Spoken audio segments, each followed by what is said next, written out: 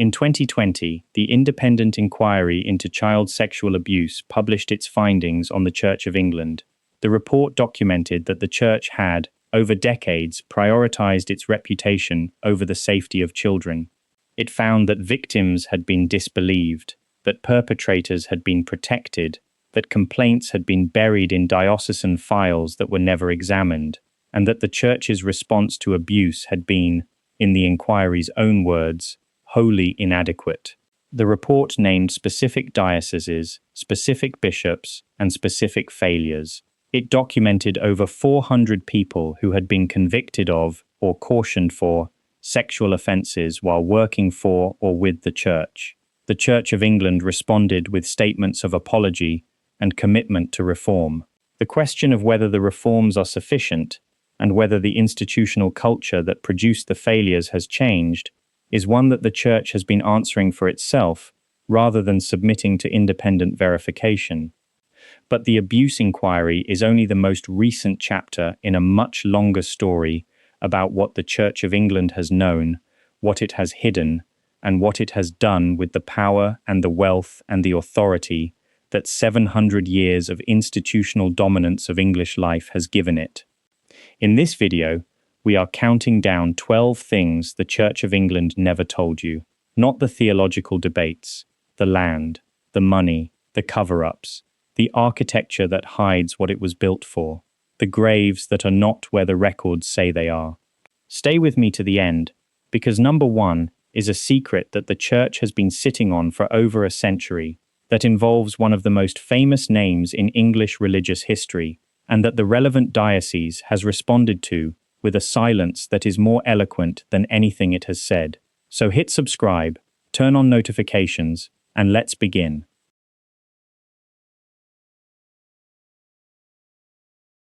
The Church of England is one of the largest landowners in England.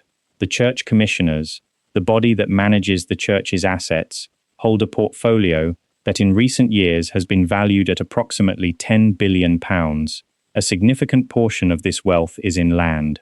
The Church owns approximately 105,000 acres of agricultural land in England. It owns commercial property in London and other major cities. It has investments across a range of asset classes.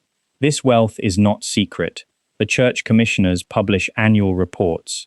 The investment portfolio is publicly disclosed, but the specific history of how the Church came to own the land it owns, and the specific relationship between the Church's historic land acquisition and the communities that live on or adjacent to that land, is not a history that the Church foregrounds in its public communications. Much of the Church's agricultural land was acquired during the medieval period through donation, bequest, and the specific legal mechanisms of the established Church that allowed it to accumulate land that could not be sold or dispersed. The Church's land holdings grew through the dissolution of the monasteries, through which crown land that had been monastic land was in some cases transferred to the Church rather than to private ownership. The communities that farm Church of England land as tenants, the communities that live in Church of England housing, and the communities that have historically lived on land that the Church has sold for development, have experienced the Church's role as landlord in ways that the annual report of the Church Commissioners does not fully document. In Nottinghamshire, the village of Laxton is the only place in England where the medieval open field system of farming is still practiced. 3 large fields, unfenced and unenclosed, are farmed by a group of tenant farmers under the supervision of a manorial court that meets annually, fines farmers who do not maintain their strips properly, and operates under rules that have not substantially changed since the medieval period. The strips in the open fields are narrow plots allocated to individual farmers that run the full length of the field without fencing between them. It is a farming system that the rest of England enclosed and abandoned in the 18th and 19th century Enclosure Acts. Laxton survived because its landowner chose not to enclose it. That landowner is the Crown Estate, which acquired the village from the Ministry of Agriculture in 1981, which had acquired it specifically to preserve the open field system. But before the Ministry of Agriculture, Laxton was owned by the Church of England. The church owned Laxton and its medieval open field system for centuries. The decision not to enclose the Laxton fields during the enclosure period was made while the church owned the village. This decision, which preserved the only surviving example of medieval open field farming in England, was not the subject of a public announcement by the church. The church sold Laxton in 1952. The system it had, perhaps inadvertently, preserved for centuries, is now a scheduled monument managed by the Crown Estate.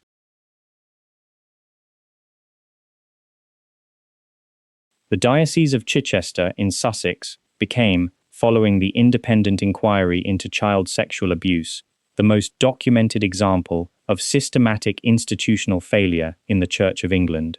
The inquiry found that the Diocese of Chichester had, across several decades, failed to respond adequately to numerous allegations of child sexual abuse by clergy. It found that victims had been disbelieved. It found that perpetrators had been moved between parishes rather than reported to the police. It found that diocesan records contained evidence of complaints that were never investigated. The most prominent case associated with the Chichester diocese is that of Peter Ball, the former Bishop of Gloucester, who this channel covered in the royal family video in the context of Prince Charles's correspondence with him.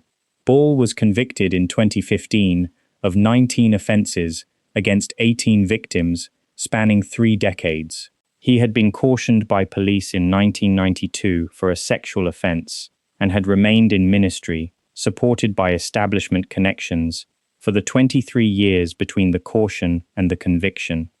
The Diocese of Chichester, where Ball had exercised episcopal authority, was not alone.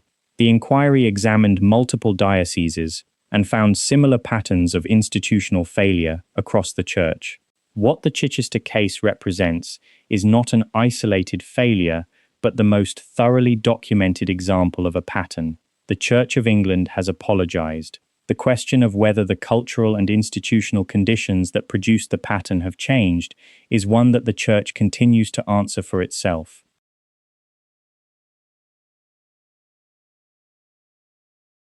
Rochester Cathedral in Kent is the second oldest cathedral in England, founded in 604 AD. It is also the cathedral with one of the most significant and least visited Norman undercrofts in Britain.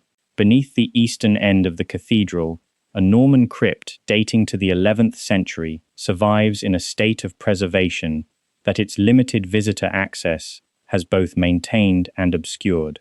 The Rochester undercroft is not simply an architectural survival. It contains burial evidence, architectural features, and evidence of use that the cathedral's formal historical narrative addresses with a level of specificity that specialists in Norman ecclesiastical architecture have found incomplete. The cathedral has undergone multiple phases of construction, deconstruction, and reconstruction across its 14 centuries of continuous use.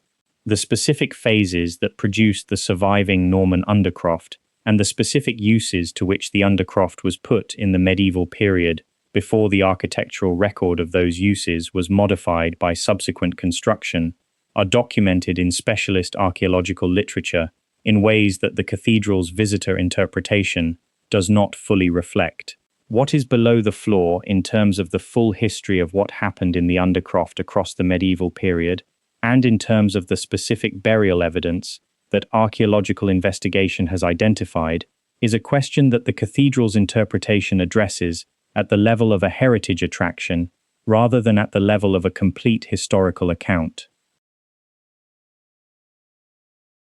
The Church of England has made public commitments to address the climate crisis. The Church Commissioners have announced divestment targets for fossil fuel investments. The Church has spoken from prominent platforms about the moral imperative of climate action. And for a significant period while these commitments were being made, the Church Commissioners held investments in fossil fuel companies whose activities were directly inconsistent with the climate commitments being made in the Church's name. The timeline of the Church Commissioners' fossil fuel divestment process, when investments were announced as being divested, when those investments were actually sold, and what the Church Commissioners held in their portfolio, during the gap between announcement and disposal, is documented in the Church Commissioner's own reports in ways that require careful reading. Campaign groups that have analyzed the Church Commissioner's portfolio have documented specific holdings that persisted after public commitments to divestment were made. The Church's position is that divestment is a process that takes time, that responsible divestment requires not simply selling, but engaging with companies to influence their behavior, and that the timeline of divestment reflects a considered approach rather than a gap between words and action. The question of whether the considered approach and the public commitments were in alignment across the divestment period is one that independent analysts have answered differently from the Church Commissioners. And hey, before we reach the final 6, if this video is showing you a Church of England whose institutional history is considerably more complex than the heritage leaflets suggest, hit the like button and share it with someone who thinks English churches are simply beautiful old buildings with straightforward histories, because what follows involves the dead, where they are, and whether the Church knows. Now, let's continue. Across England, historic churchyards contain burials whose recorded locations do not correspond to where those burials actually are. This is not a minor archival discrepancy. It is the result of centuries of churchyard management that included moving bodies, overlaying earlier burials with later ones, losing records during the periods of maximum burial density in the 19th century, and the specific Victorian practice of clearing churchyard surfaces for aesthetic reasons without documenting what was disturbed.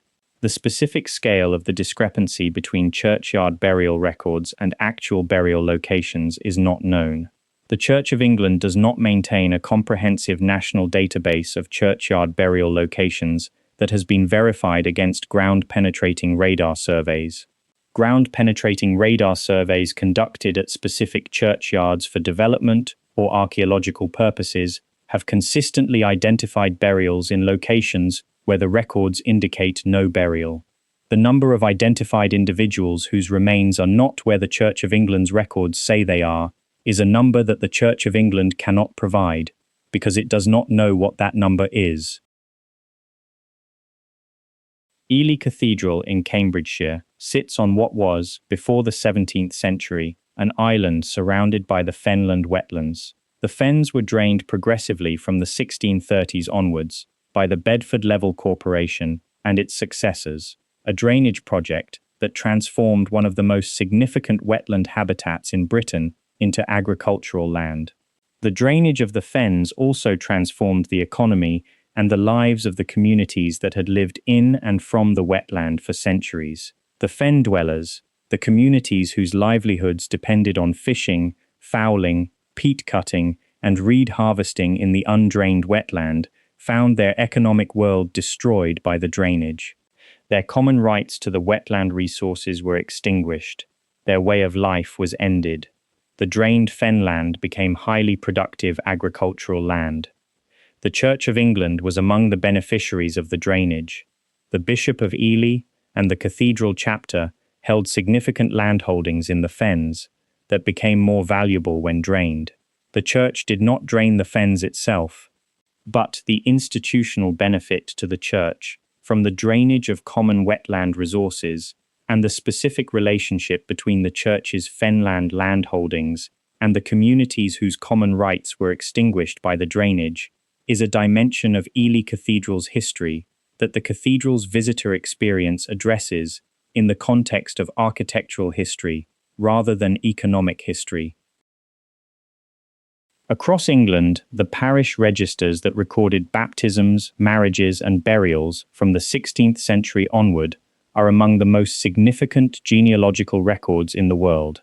The Church of England was responsible for maintaining these records. Many of them are now held in county record offices, in the National Archives, or in digitized form accessible online. But a significant proportion of the parish register record is incomplete, damaged, or missing entirely.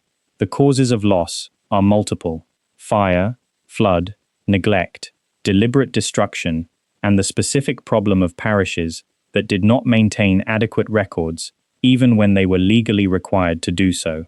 The Church of England has never produced a comprehensive national audit of which parish registers exist, in what condition, covering what dates, and where they are held.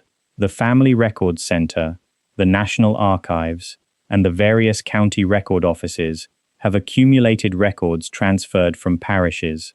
The specific accounting of what is missing, how it came to be missing, and whether any surviving but undeposited registers remain in parish hands or in vicarage attics across England, is not available in any publicly accessible form. The people affected by these gaps are the millions of individuals whose family research reaches a point where the parish register that should record their ancestors' birth, marriage, or death either does not exist, cannot be found, or was never properly kept. The Church created the record-keeping system. The Church bore the institutional responsibility for maintaining it. The comprehensive accounting of what was lost and why has never been produced. This channel covered Edward Colston and the Bristol slave trade in the Bristol Scary Facts video. It covered the tobacco bonds. It covered the Georgian quarter of Bristol. The Church of England's specific relationship with the British slave trade belongs on this list because it is distinct from the civic institutions that this channel has previously examined. The Church of England was not simply a passive beneficiary of slave trade wealth. The Church as an institution, through the Society for the Propagation of the Gospel, owned enslaved people in Barbados for over a century. The SPG's Codrington Plantation in Barbados held hundreds of enslaved workers whose labor generated income that flowed to the society and through it to the Church's missionary and educational programs. The enslaved people on the Codrington Plantation had the word society branded on their chests with a hot iron. The word society. The income from the Codrington Plantation funded programs that the Church was simultaneously conducting in the name of Christian civilization. The Church of England has acknowledged this history. The Church's formal acknowledgement came through the Archbishop's Council in a statement in 2006 and in subsequent more detailed engagement. The question of what acknowledgement requires in terms of material reparation, structural change, and the specific communities that are descended from the enslaved people, whose labor funded the Society for the Propagation of the Gospel, is one that the Church continues to engage with at a pace that the communities most affected have described as insufficient. In the City of London and the inner London boroughs, dozens of historic churches have crypts beneath their floors that were used for burial during the 18th and 19th centuries. The burials in these crypts were made in coffins, in conditions of density that produced, by the mid-19th century, a public health crisis in which decomposing remains and the gases they produced presented a documented threat to the health of the urban populations above them. The Burial Acts of the 1850s closed the London crypts for new burials, but they did not require the removal of existing burials. The remains in London's church crypts, the coffins, the human remains in varying states of preservation or decomposition, are still there. Some have been surveyed. Most have not been comprehensively assessed. The churches that stand above these crypts are in active use as community spaces, as cultural venues, as tourist attractions. Some have been converted to offices, restaurants, and commercial uses. The specific condition of the crypts beneath these converted churches, and the human remains that have never been removed or adequately documented, is a question that the planning process for the conversions has engaged with in some cases and not in others. Beneath the floors of London's most used and most visited buildings, in the crypts that the Victorian authorities closed and did not clear, the dead of the 18th and 19th century city are still there. Jimmy Savile was given a Catholic funeral mass, but his connection to the Church of England is documented and has received significantly less scrutiny than his connections to the BBC, the NHS, and the Catholic Church. Savile had access to Church of England institutions. He was involved with church-connected charities. His ability to operate without scrutiny across multiple institutional environments for decades was not specific to the secular or Catholic institutions that have been the primary focus of the post-mortem investigation into his activities. The Church of England's institutional response to questions about Savile's access to church-connected environments has been less prominent and less formally documented than the responses of the BBC, the NHS, or the police. The independent inquiry into child sexual abuse examined Savile's activities across multiple institutional settings. The specific examination of Church of England connected environments in the context of Savile's documented access to multiple institutions across decades is not the most prominent chapter of the ICSA's Savile investigation. The question of what the Church of England knew about Savile's activities, what access Savile had to church-connected environments, and whether the institutional response to that knowledge was adequate, has not received the independent scrutiny that other aspects of the Savile investigation have received. The Church of England's silence on this specific question is not evidence of wrongdoing. It is evidence of a question that has not been adequately asked.